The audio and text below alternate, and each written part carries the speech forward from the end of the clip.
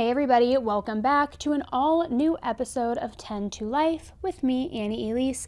I feel like I am finally on the healing journey with my jaw. It still isn't there 100%, but it is getting better, so I'm hoping that this will be the very last video where we're like supplementing a lot of B-roll, but during the times when I'm recording, my jaw starts getting a little bit more swollen, it starts flaring up, it starts getting achy, so I have to take breaks, so that's why for the last couple videos, we've been putting in more images, B-roll. Also, the set is still under construction, but I'm hoping that this is the last one. So hopefully in total, there were only like 3 or 4 cases like this, and then we'll be back to the regular schedule programming.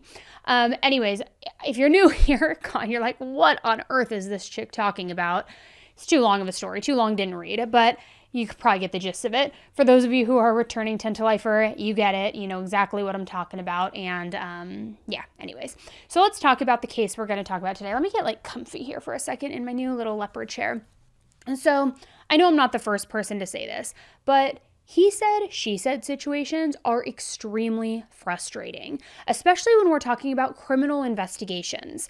The fact of the matter is that sometimes there's not a whole lot of physical evidence to prove what happened, though. All you can go by is witness testimony. And when the witnesses don't even agree in terms of what they say, it can create a lot of confusion. But you don't see that happen so often with murder investigations. Typically, it's clear that somebody died and somebody else killed them, right? You can look at who had the most motive, who was close by at the time of the murder, who left DNA or, I don't know, even fingerprints. But imagine that you've got 2 top suspects and either one of them might have done it. There's nothing physical putting either one of them at the scene and neither one of them has an alibi. The first suspect points the finger at the second person, while the second person, of course, turns around and blames the first. And this is exactly what happened in today's episode, where none of the suspects agreed on anything. And the more that it went on, the wilder their stories became. And twists that will make your jaw drop, or in my case, your jaw break.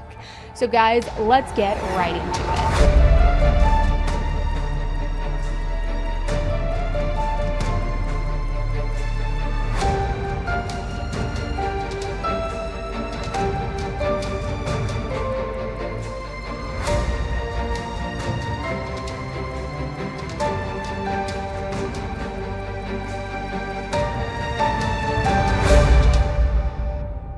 Today's episode is sponsored by Fume. Now, cold turkey might be great on sandwiches. I love myself a good turkey sand, but there is a better way to break your habits. No, it is not chanting. It is nothing like that.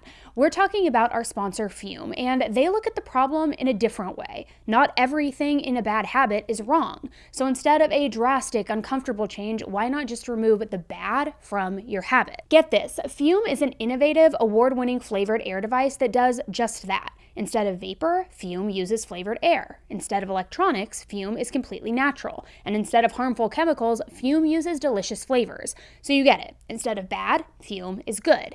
It's a habit that you're free to enjoy and makes replacing your bad habit easy. Your Fume comes with an adjustable airflow dial, and it's designed with movable parts and magnets for fidgeting, which really gives your fingers a lot to do, which can also be helpful for like de-stressing and anxiety while you're breaking your habit.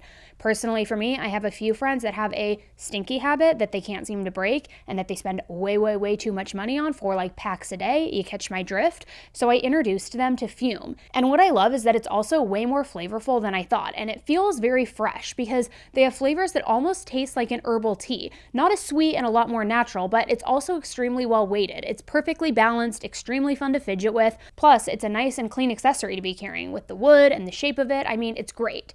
I think we can all agree that stopping is something that we all put off because it's hard, but switching to Fume is easy, enjoyable, and even fun. Fume has served over 150,000 customers and has thousands of success stories, and there's no reason that that can't be you. So join Fume in accelerating humanity's breakup from destructive habits by picking up the Journey Pack today. Head to tryfume.com/10tolife or scan the QR code and use code 10tolife to get 10% off when you get the Journey Pack today. That's tryfum.com and use code 10tolife to save an additional 10% off your order today. Denita Monique Smith was born on November 20th, 1981 in Charlotte, North Carolina. She was very sweet and friendly and very involved with her church. Her personal motto was, "Keep God first." Now, Denita was also known to be a really good friend. When she met a new person, she made a point of never forgetting their name. Now, the thing that stood out the most, though, was Denita's brilliant smile. It honestly just lit up her entire face. I mean, Denita was beautiful. She had dark hair and skin and tons of charisma. On top of that, she was smart and a hard worker, and she did really well in school. And she kind of juggled it all. Denita ended up getting her bachelor's degree while she was working as a photographer for the campus paper. Now, this was all at North Carolina Central University in Durham, North Carolina. It was basically the perfect city for a student to live in because there were a ton of museums, libraries, and everything else that you might want. It's actually considered part of the so-called Research Triangle. This is because of all of the universities and the tech companies that are in that region. So it was a place where a hardworking, dedicated person like Denita could really thrive. Even though she was pretty quiet and not super outgoing, that was usually just because Denita was so focused on her projects, thinking about what she was going to do next, especially when it came to her journalism. Those wheels in her head they were always turning with thoughts about her next interview or the next thing that she wanted to write. And I mean, given how creative she was, it was really no surprise, but Denita got accepted into the New York Times Student Journalism Institute internship program in 2004. I know, say that 5 times fast, guys. Now, this was a super prestigious program, just a huge break for her. So it's safe to assume that Denita was busy and working harder than ever. On top of all of that, she made money as a tutor because she worked 12 hours every single week tutoring. After she finished up her undergrad, Denita began working toward a master's degree at North Carolina Central University, that same school that she had gone to for undergrad. By January of 2007, Denita was on the cusp of graduating that spring. She was making progress on her master's thesis, which was looking at race and gender and how they impact each other, and Denita actually cared a lot about how tough it was for Black men. She didn't want to just gather a bunch of facts and turn it in and call it done. She really wanted to use her writing and her studies to make the world a better place. And I know it sounds cliche, guys, but Denita actually did care. And I think that that's worth highlighting, because none of these ideas were theoretical for her. The last article that she ever published in the school paper was on racial discrimination in housing. But either way, Denita was graduating soon, and she knew that this wasn't going to be the end of school for her. The next step was getting a doctorate in English and mass communications. And if it doesn't sound like she was busy enough, I mean, there were also wedding bells in her future. She was planning a wedding on top of all of this. See, Denita had been with her fiancé, Jeremy Stound, for years. They met all the way back during her freshman year of college, and it sounds like they weren't interested in rushing things because they were together for a full 6 years before he ended up popping the question. It's honestly not a surprise that they were taking their time either, because by this point, Denita and Jeremy were dating long distance. He actually had moved to Greensboro, North Carolina for a job as a police officer, and Denita was still living in Durham for college. So they were about an hour apart from one another. Not a huge long distance, but long enough, especially when you're young. But on the morning of January 4th, 2007, everything changed for Denita. It was now winter break, and she was staying at her off-campus apartment. Now, even though it was off campus, the building was designed specifically for students, so it was still a little bit like living in the dorms, in the sense that Denita was surrounded by students who were all at a similar stage in their life as her, and similar in ages a little bit. Or at least, usually she was, I should say. Since most of the students had gone home for the holidays, Denita's apartment was like a ghost town. The only reason that Denita was still there instead of visiting her family was because she knew that she had a very big semester ahead of her, and she wanted to get a jump on all of the work that she was going to have to take care of that year. Now, there was at least one other person who was staying at this complex that day, a guy named Corey Smith. So a little after 10 a.m., he was walking around near the building when he saw something that was a little weird. There was a staircase outside which ended by the sidewalk, and there was all this stuff on it. Think like a water bottle, a purse, and a pair of shoes. I mean, too many things for somebody to have dropped all of this without noticing. So he immediately got this bad feeling. So he headed down the stairs. And there, lying on the sidewalk right at the bottom, he saw a woman. At that point, Corey wasn't sure what had happened. He thought that maybe the woman might have slipped, might have fallen down the stairs, something like that.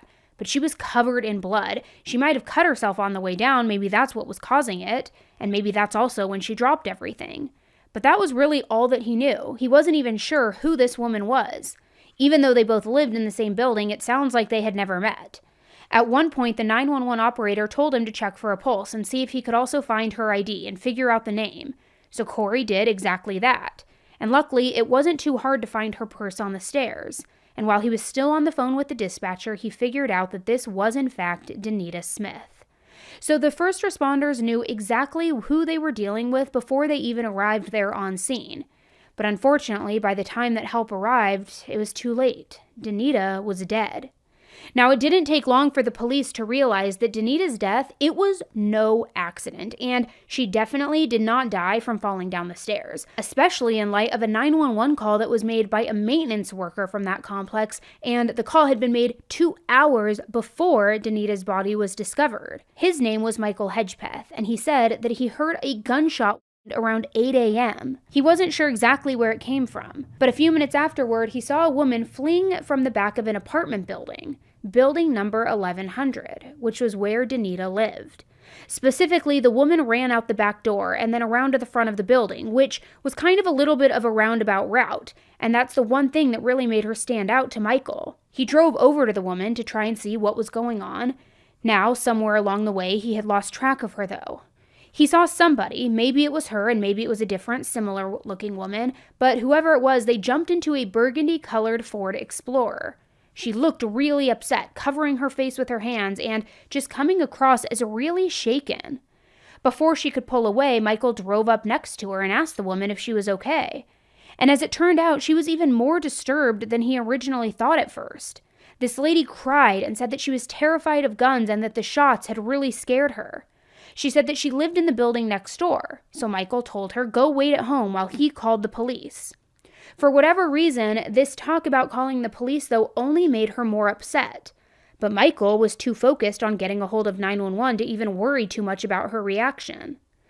After the call, he saw the woman in her SUV one more time, and then I guess she took off right after that because he didn't spot her again all morning. So a couple of officers responded to the call and walked around the area to see if anything looked out of place or if anything looked concerning. I guess they didn't find anything, and they must not have seen Denita's body because apparently they just left right afterward. They didn't even file a report after the first walkthrough. Of course, you've got to wonder how hard they really looked because they really should have seen Denita, in my opinion. And let me paint this picture for you. She wasn't hidden, guys. This wasn't some secret access staircase in a dark corner of the building. She was in a common area for over an hour, all while police were looking for evidence related to gunshots. It took her neighbor literally stumbling on her body for anybody to figure out that she was dead. So from the sound of it, Denita might not have gone undiscovered for so long if she'd been killed literally a few days earlier, though. But since now the campus had really emptied out and there was virtually no foot traffic in her building, she basically sat there for close to 60 minutes. Now, for the record, once the police arrived, it was pretty clear to them where all of the blood was coming from. She had been shot in the back of the head. So obviously that's the gunshot that Michael heard when he called 911. But what's interesting is that after Corey found Denita's body and got off the phone with 911, his next thought was that he needed to talk to somebody associated with either the campus or the building. Almost like, here's a big problem and I don't know how to deal with it, so who do I call next? And he figured that Michael would know what to do. Now, Corey had no idea that Michael was a witness who had called 911 earlier.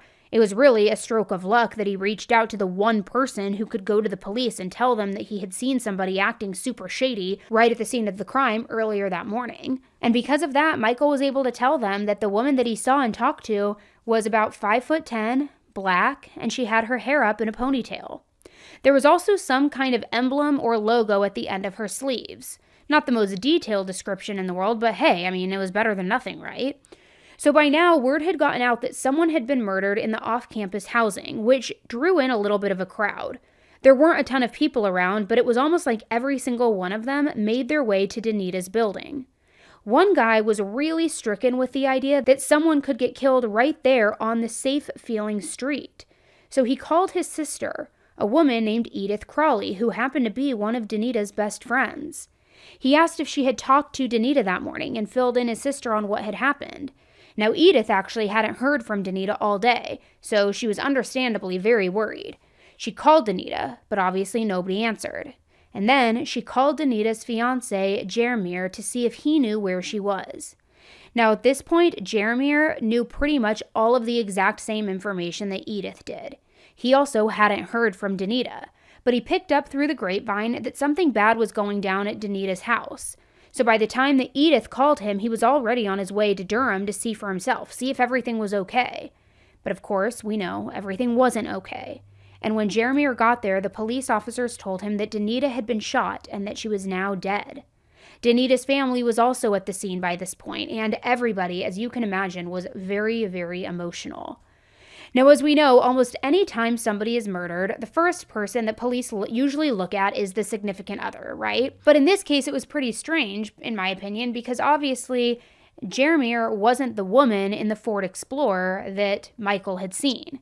But at this point, the detectives weren't considering this woman to be a suspect. She was just a person of interest. And I don't know if that's because they felt like Michael, the maintenance worker's testimony, didn't really suggest any guilt on her part. She was running away, but that could just be because she saw something and got scared.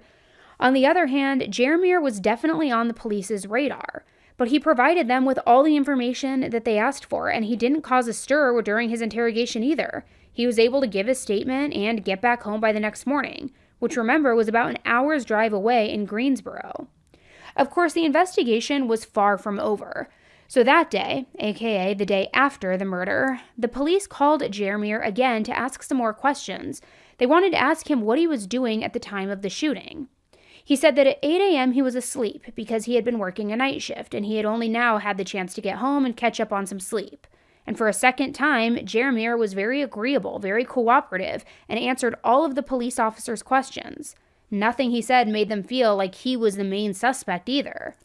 So they ended the call by basically asking if he knew anybody who fit the description of what Michael, the maintenance worker, saw when he heard the gunshots. A black woman driving a burgundy SUV. And as soon as he heard those words, Jeremiah said, "Oh my God." Jeremiah did know somebody who fit that exact description, someone he knew quite well, and the woman's name was Shannon Crowley. And Jeremiah was disturbed enough by this description of a woman who might have been Shannon that he came all the way back to Durham to talk to the detectives in person. So after this sudden, panicked, hour-long drive, he walked inside the police station. And there, he said that he was in a relationship with Shannon between 2004 and 2005. And this, for the record, was while he was with Denita.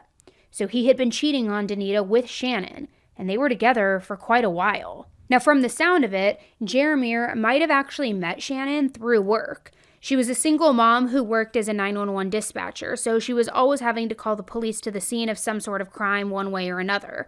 And I do want to note that 911 operators had to wear these uniforms with emblems on the sleeves, which also sounds like what the maintenance worker Michael described when he saw the woman that he saw. So Jeremiah told the police that at the beginning, he and Shannon were just friends, but over time, things became sexual, and Shannon even got pregnant with his baby. She decided to terminate the pregnancy, but apparently the entire process was really emotional and difficult for her. After the procedure, Shannon was really never the same person anymore. He and Shannon eventually broke up about a year before Denita's murder, and from that point onward, Jeremiah didn't want anything to do with Shannon. They were done. But to hear Jeremiah tell it, Shannon was obsessed with him, and she had been stalking him. It started out with Shannon popping up here and there almost like a coincidence, like they were running the same errands at the same time or passing each other on the street by complete chance, complete coincidence. But then it started happening more often, until Jeremiah started to think that this was not a coincidence at all.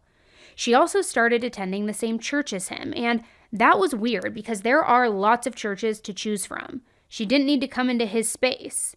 Then, Shannon even moved into the same neighborhood as him, so I don't think I need to even explain that this was definitely even weirder. It was getting to a point where Jeremiah was feeling super creeped out, but not enough for him to ever really do anything about it. I guess that on some level, he felt like it wasn't his place to tell her where she could live or where she could go to church. And I've also got to imagine that he didn't want to draw too much attention to the stalker situation because that might mean that he would have to admit that he had been cheating on Denita and he hadn't been loyal to her. Because for the whole duration of his affair, Denita never suspected a thing. And Jeremiah didn't want to tip her off now by getting into some kind of weird feud with his former mistress. But now in 2007, Denita was dead. And it sounded like someone had seen Shannon at the scene of the crime. The time for Jeremiah to keep his head down and stay quiet was far from over. So after Jeremiah told the police everything that he knew, they decided to find Shannon and ask her directly if she knew anything about the shooting. That evening, when they tracked her down in Greensboro, she agreed to come in for an interrogation. She said that yes, she had heard about the murder and she did know who Denita was, even though they had never gotten to know one another. She admitted that she had seen Denita's picture at Jeremiah's house, which meant that yes, she had been to Jeremiah's house before. In fact, she admitted that she and Jeremiah did date for a little bit, but she did say that they were just friends now. Now, it was totally different from Jeremiah's story about how Shannon had been stalking him from all over town and was kind of this unhinged, ex-scorned lover. And Shannon even admitted that she had begun going to the same church as Jeremiah and Denita. She even met Denita there for the first and only time just a few weeks before the murder. But again, it sounded like a casual, friendly thing. Like she and Jeremiah were on good terms, and that maybe he was just talking so much about how he loved his church so much that she had to check it out for herself. I mean, nothing malicious or weird about it. As for the day of the shooting, Shannon said that she was supposed to be at work. She'd been a 911 dispatcher for the past 6 years. However, her child was sick, so she had a really hectic morning taking them to the doctor. She didn't end up making it into the office until late afternoon. She also added that she didn't have a gun, and she's never owned one before. So now, the detectives, they were kind of stumped. I mean, Jeremiah's story about Shannon being an obsessed stalker, it made a certain amount of sense, but Shannon's testimony about how she and Jeremiah split up and stayed friends was also believable. So it was really hard to pick either story apart, but obviously they both couldn't be true. Except then, literally while Shannon was still sitting there in their interrogation, one of the police officers found a new piece of evidence. Apparently, for the past several months, Jeremiah had been calling Shannon at work, repeatedly. Now, this doesn't sound like something you do if somebody is stalking you and making you feel unsafe, right? Like, if you want somebody to leave you alone, you usually don't contact them over and over and over. You back the hell off. So with this little discovery, now the police they were starting to second-guess everything. They were second-guessing everything Jeremiah had told them. Maybe he was pointing fingers at Shannon to throw them off his trail. Maybe he had something to hide. So the police asked Shannon, do you think that Jeremiah did this, or is even capable of doing something like this? And also, are you afraid of him? They were trying to get a sense of how Shannon felt about Jeremiah. But Shannon said no to everything. She didn't see him as a killer, and she didn't seem scared of him either. But through all of the interrogation, Shannon was very cooperative, and she didn't come across like she had anything to hide. Either Jeremiah had been lying about her stalking and obsession, or she was an incredible actor, even under pressure. It was hard for the police to make up their minds.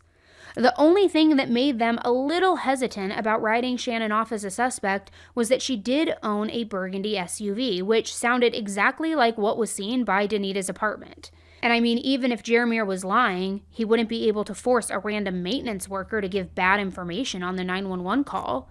So the police decided to get a warrant to search her Ford Explorer. And sure enough, they found gunpowder residue on her steering wheel. Now that would be suspicious under any circumstance, but Shannon had just got done telling the police all about how she was afraid of guns, had never owned one before, didn't have one now. If she had fired one in the driver's seat recently, you'd think that she would have mentioned it at some point along the way. And to make matters worse, one of Shannon's co-workers, Ronald Simpson, came forward and let the detectives know that he had recently sold Shannon a .38 revolver gun. But the strange thing was, the sale was all legit. Ronald had all of the paperwork and licenses and everything. He told the police that Shannon had been complaining to him about a bunch of break-ins at her house, so he sold her that gun and even taught her how to use it so that she could feel a little bit safer. Still, she told the police a massive lie when she told them that she never owned a gun, which meant now it was time to see if there was any other evidence that they could find against her. When they pulled her phone records, the police saw that Shannon was in Durham on the day of the murder. And in fact, she wasn't too far from Denita's apartment, which meant that they had now caught Shannon in another lie. During her questioning, Shannon had said that she never actually had been to Durham, ever, other than passing through it on her way somewhere else. But there she was, dropping by Denita's place when she claimed that she was taking her sick kid to the doctor's office. In fact, the police got the name of Shannon's pediatrician, and they even asked them about Shannon's alibi. And surprise, surprise, the doctor said that Shannon did not come by that day. So this was enough for the detectives to pull a warrant for Shannon's arrest. By Tuesday, January 9th, the authorities were able to track Shannon down at her sister's home not too far from where she lived in Greensboro. It's not super duper clear to me why she was there, if she was actually fleeing arrest or if maybe Shannon was just visiting her sister. But either way, when the police arrived, Shannon's family and kids were inside with her. And almost everyone, including the children, began to cry. With one exception, Shannon seemed like she had no emotions whatsoever. She had a total poker face when she walked out to the squad car that was waiting for her. And when she went to take her mugshot, she was smiling. I mean, it was all super eerie. And this gives me the creeps anytime somebody's arrested and is way, way too calm and smiles in their mugshot or is posing like it's a glamour shot. I think about Sheila Eddy all the time from the Skylar Neese murder. Her mugshot just sends a shiver down my spine. But it was all too eerie. And it seemed like, okay, now the case was closed, right? The police found Denita's killer, who had presumably shot her in a jealous fit of rage after Jeremiah dumped her. She was behind bars, justice had been served. I will say, not long after her arrest, Shannon got moved to a different jail. The officials weren't super talkative about why that happened, but one newspaper report did say that the new facility had better medical treatment options, including for mental health issues. And it said that people who are in danger of harming themselves get moved to this new jail a lot. Now, obviously, they weren't going to share super sensitive information about Shannon's mental state, but I think it's safe to say that based on literally everything else we've seen in this case, she was not a well woman. I mean, stalking your ex, murdering his fiance, and then lying to the police about how you had this super friendly breakup and you don't own a gun and all of these things. I mean, to me, it shows that things are not all that clear in your head. So it's not hard to imagine that maybe she needed to be locked up somewhere with lots of doctors and even psychologists around so that they could take care of her. Now, the good news is that she was in a place where she couldn't hurt anybody else. Now, all that was left to do was really prepare for the trial and to, of course, grieve Denita. Or was it? So Denita had her funeral on January 11th at the University Baptist Church in Charlotte. There were so many students who wanted to say goodbye. There was a whole busload of them that turned up for the service. The college even honored Denita by naming their newsroom after her. So from that point on, it was called the Denita M. Smith Newsroom. They also never updated their voicemail message. Denita recorded it sometime before her murder, and nobody could stand to erase this final bit of her that got to live on as a greeting. Even for a couple of years after the murder, anybody who called in would hear that out-of-office message that was from Denita. Fast forward to a couple of months to May 4th, and that's when Denita's brother walked on her behalf at the graduation ceremony. He got a standing ovation when he accepted her diploma. And then May 11th arrived, and it came with a shocker that set the whole case on its head.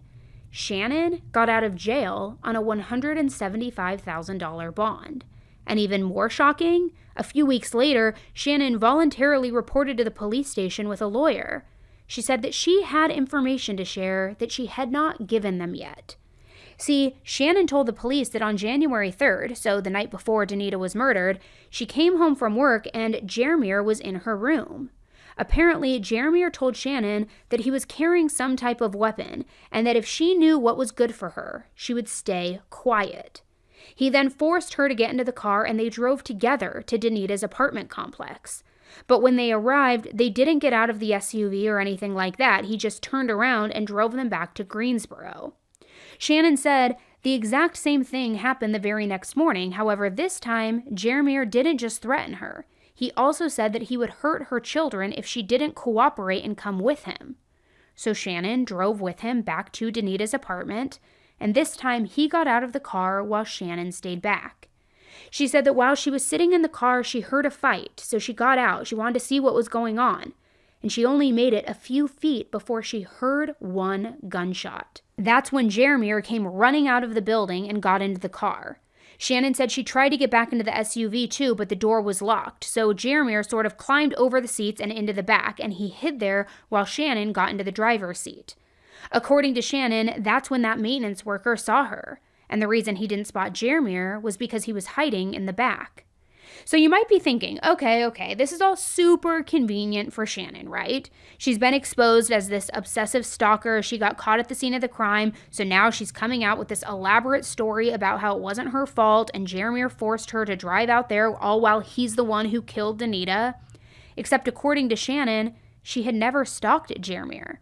That's what she had been saying the whole time. But now, instead of acting like they had this friendly breakup, now Shannon told the detectives that he was the one obsessed with her. She said that he had been showing up uninvited at her work, and for quite a while, he would just stare at her and try to intimidate her. And she said that's the real reason that she bought that gun. She was afraid for her own safety, but also worried that he might do something to her kids.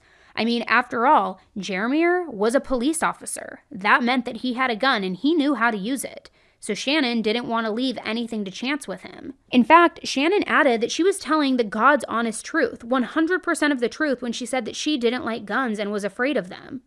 2 days after her friend sold her that revolver, she said she got rid of it because she hated having it around the house.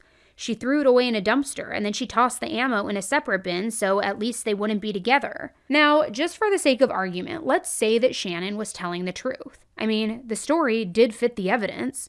Her phone showed her driving to Durham the day of the murder, which matched her story about Jeremier forcing her to. But for what it's worth, his cell phone record said he never left Greensboro that day until after he heard about the shooting at Denita's complex.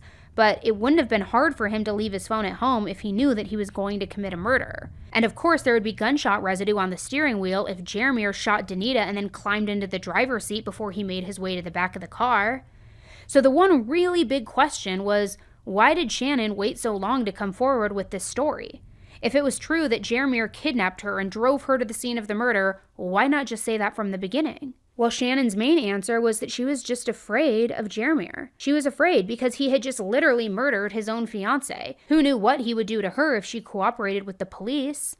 Of course, when the detectives went to Jeremier to ask for his side of the story, though, he denied absolutely everything. But did this mean that the detectives needed to reopen the investigation? Even if they didn't believe Shannon's story, I mean, I've got to think that they wanted something really concrete that could totally disprove it in case she said something similar during the trial.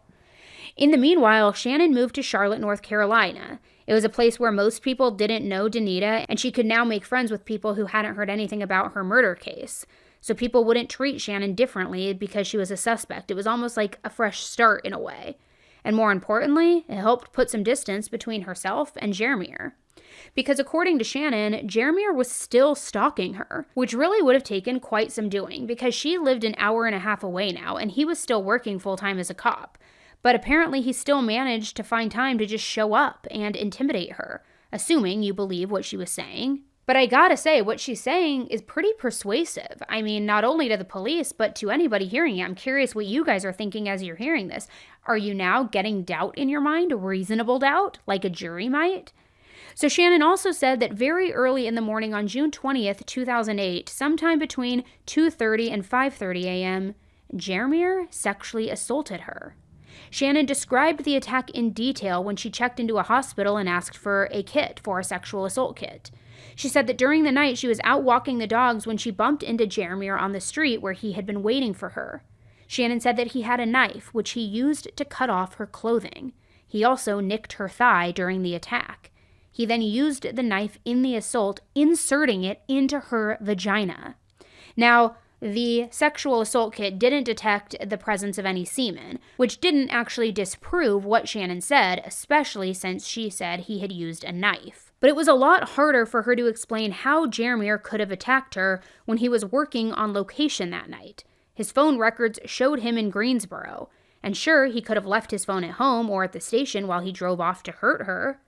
But to make the timing work, he would have had to drive all the way there going 120 miles an hour the entire way, and he would have had to run every single stop sign and every single red light. So the likelihood of that happening was basically zero by anybody's standards. Plus, during the time that he was supposed to be allegedly driving to Shannon's house and hurting her, Jeremier was actually making and receiving phone calls on his cell phone, the one that was in Greensboro, the entire time. So honestly, the only way that I can picture him faking those kinds of records would be if he had a friend or somebody maybe holding onto his phone, taking these calls, pretending to be him on the line. It's not impossible, sure, but how over the top would that have to be for him to do all that effort to cover his tracks just to then leave Shannon alive to turn around and report the crime anyway? I mean, for me, I'm not really buying it. The math ain't mathin', and it was pretty clear to me that Shannon was not telling the truth. Was this another Gone Girl situation? Not in the sense of disappearing and faking your own murder, but faking the attack, if you know what scene I'm talking about. Now, I do want to pause for a moment, though, to unpack this a little bit more, because this is a topic that's a lot bigger than Shannon and Jeremiah, and also the question of which of them was the bigger liar. Because on one hand, you definitely do want to believe women. I don't want this story to make it seem like I think it's common or normal for people to lie about surviving sexual assaults. I don't think it's something that happens all the time, but it's not impossible either. So to be very clear, it looked like Shannon was one particular individual who was lying about this specific incident. But that doesn't mean that I'm making any kind of broader statement about sexual assault or whether survivors are truthful about it. Definitely not. It's just something that we do see happen from time to time, unfortunately. Now, there was a detective assigned to Shannon's case named Pamela Zinkan. When she spoke with Shannon about what had happened, I guess Pamela implied that Shannon was lying, or maybe even straight up even accused her of it, because Shannon began to argue. She said, basically, how could she be lying? She was badly hurt, bad enough that she needed stitches in her genital area. But her nurses said, no, she doesn't need any stitches. And on top of that, there weren't any injuries in her vaginal canal. None whatsoever. Now, there were some cuts on her thigh, her neck, and her outer labia, but they were all pretty minor and shallow. And I know that this is gross, guys, but I think that it's fair to say that if a knife was inserted into that area like how Shannon described, it definitely would leave her with injuries that would be serious enough for the doctors to see them. But they found nothing. Nada, zilch. And the next day, Shannon had a new spin on her story. She told the detective that she had looked through Jeremiah's trash because he had thrown away the knife there. Which I have to say, this was a super weird thing to say. I mean, how would Shannon even know where Jeremiah threw the knife away at home rather than ditching it literally anywhere else? So was she trying to claim that she followed him home and watched him toss it out before she got medical treatment? I don't blame anyone for deciding at this point not to take anything that she said seriously either. But a couple of days later, on the 23rd, Jeremiah actually called the Greensboro Police Department to tell them that he had found something very strange in his garbage can. He said it was the first time that he took the trash out since this alleged attack. And when he pulled the lid off the can, he saw a knife laying at the very bottom of it. So if this were me, I would be thinking that Shannon definitely planted that knife there to try to make Jeremiah look guilty. He wouldn't call the police to tell them about the knife himself if he was the one that put it there, right? But I gotta hand it to the detectives because they wanted to be thorough and they wanted to investigate every single angle.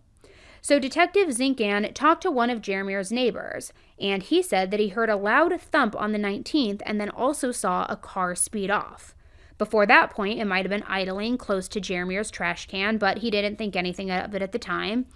Then another neighbor said that on that same day, the 19th, she saw someone she didn't recognize throw something into Jeremiah's trash can and then drive away. I mean, I don't know if there was anything else that Shannon could have done at this point to make herself look any more guilty. And before I get any further with this story, I do want to backtrack a little bit, because if you're anything like me, you've got to be wondering how someone even gets into this sort of situation in the first place. Like, what happened in her past to make her think that this was a normal, reasonable way to act? Well, as far as we know, Shannon was a mom. She had 2 kids, 8 and 10 years old. Both had the same father, but he wasn't with Shannon anymore and had now moved to California. She didn't have a great relationship with her own dad and had even filed several different restraining orders against him, claiming that he had been violent with her on 2 separate occasions. One of those incidents was also in front of her kids. But the weird thing is that Shannon also said that one reason that she was so afraid of her dad was because he worked as a sheriff's deputy and that he knew how to hurt people if he wanted to. Except she never told anybody which department he worked for, and none of the police stations in that area had any record of him ever being employed by them. Sure, maybe he served somewhere else and then moved, but I kind of think it's safe to say that by now, there's absolutely nothing that comes out of this woman's mouth that you can or should take at face value. Shannon also was known not to have the best financial track record. She wrote bad checks, and she was evicted multiple times for not paying her rent, which made it pretty surprising that she managed to buy a house in the same subdivision as Jeremiah. But all in all, even though she had some rough patches throughout her life, nothing about her past screamed stalker turned murderer. In fact, that was really the big problem with the whole case against Shannon. Not only did she not seem like your typical suspect, but nobody could really point to an obvious motive for her. I mean, there's lots of possibilities. Maybe she thought if she got rid of Denita, Jeremiah would finally agree to be with her. Not saying that's the most logical way of thinking, but I think it's clear that we're not talking about a reasonable decision-making person so far as she's concerned. Another theory is that Shannon was just jealous. Maybe she knew by then that there was no way that she and Jeremiah were ever going to end up together, so she was lashing out. I don't know, I don't think anyone knows exactly what she was thinking. I can only imagine here. I can only imagine the theories and my own thoughts of where I'm going. So everyone just had to wait and see what she was going to say on her own behalf during her trial. So after a couple of routine delays, she reported to the courtroom on Monday, February 8, 2010 for jury selection. During the opening statements, District Attorney David Sachs laid out his theory that Shannon had been in a relationship with Jeremiah. When he ended things, Shannon became jealous of Denita. The theory goes that Shannon drove to Denita's apartment the night before the murder to scope the place out. The next day, Shannon came back and she ambushed Denita, shooting her in the back of the head. But Shannon's defense attorney told a very different story to the jury. It was the same one that Shannon had told the police right after she got out on bail, about how Jeremiah stalked her, then kidnapped her, then brought her to the scene of the crime for the murder. Like I said before, this was a real he said, she said situation. The prosecutor said that Shannon did it. Shannon said that Jeremiah did it. Neither had left any DNA to prove one or the other was telling the truth. There wasn't a lot of hard evidence either way, so the state mostly focused on making Shannon look like a liar to try and convince people to believe their version of events instead. Needless to say, they spent a lot of time talking about the sexual assault allegations to make it look like she had this long history of making false claims against Jeremiah. By day 4, it was time for Jeremiah to take the stand. And he basically said, yeah, I did have an affair, but I didn't kill Denita. He wasn't proud of what he had done. He said that he really did love Denita and fully wanted to marry her and be loyal to her from that point onward, which of course is what you would say if you were guilty and what you'd say if you really hadn't hurt your fiancé. It just came down to how believable he seemed to the jurors. And there was one other detail that I do want to touch on. By the time of the trial, the prosecutors had Denita's autopsy results. They said that she had most likely been shot with a .38 revolver, which was the exact same model of the gun that Shannon's coworker had sold her and taught her how to use. So it didn't fit with either of the guns that Jeremiah had been given as a police officer either. So then on Thursday, February 18th, Shannon decided to take the stand in her own defense. And given the circumstances, she was surprisingly cool, calm, and collected, especially because she had one more trick in her back pocket. She testified that at one point she got on the phone with Jeremiah and got him to basically confess to killing Denita. Shannon said that she recorded the conversation and that she turned it over to the police. During the recording, Shannon said, "No, you know I didn't do anything. You need to tell the truth." And a man's voice, who Shannon said was Jeremiah, said, "Baby, I ain't going to jail." Then Shannon said, "And I'm supposed to for something I didn't do? You're going to kill me too?" Another time in those same recordings, the man's voice said, "You know I already got away with murder once. Think I can't do it again?" Now I know that sounds bad, except guys, the man's voice that was on the tapes sounded nothing like Jeremiah at all. The guy in Shannon's recordings had this sort of high-pitched voice, whereas Jeremiah spoke with a much deeper tone. And of course, he denied that it was him on the call. But get this, nobody has ever figured out who that man on the tape actually was. I've heard some rumors that it might have been Shannon's brother, but I don't think that that's ever been verified. Either way, it doesn't sound like the jury was convinced, because after 7 hours of deliberation, they said that she was guilty of first-degree murder. She was sentenced to life in prison without the possibility of parole. Now, when Shannon heard the ruling, she barely reacted at all. It was just like when she got arrested, a perfect poker face. But Denita's mother, she had some words for her. She said, "Someday I may forgive you, but I don't right now. I hope you rot in hell." As for the judge, he had a lot of blame for Jeremiah, weirdly. He actually told him that he, quote, caused a perfect storm to happen and then walked away from it, and that was unfortunate for everyone in this case. Now, I'm definitely not defending cheating here. It was crappy for real for him to cheat on Denita with Shannon, but it's not like he knew that his side chick was going to become this obsessive stalker or murder anyone. This does feel a little bit like victim blaming to me. Like, yes, blame this guy for cheating. If he had gotten dumped or found out, that would all be on him. But the only person who's responsible for Shannon committing a murder is Shannon. And it sucks that she spent so much time trying to blame Jeremiah for her actions, and it sounds like the judge kind of bought her manipulation a little bit. I don't know, what do you think? It also sounds like Denita's parents had some real mixed feelings about the affair and everything else. Her dad made some statements that he thought that Jeremiah could have done more to protect Denita. I don't know how Jeremiah felt about that, but I do know that he's no longer a police officer. I'm not sure if that had anything to do with Denita, if after maybe seeing someone close to him get murdered, he had decided he couldn't handle being around crime scenes and investigations anymore. It's possible his career change had nothing to do with any of this, I'm not sure. But he's currently working as a financial solutions advisor in Atlanta, Georgia. He has a wife and 2 kids. As for Shannon, she's still saying that she's innocent, even to this day. Not really that anybody believes her. She's still serving her sentence at the North Carolina Correctional Institute as well.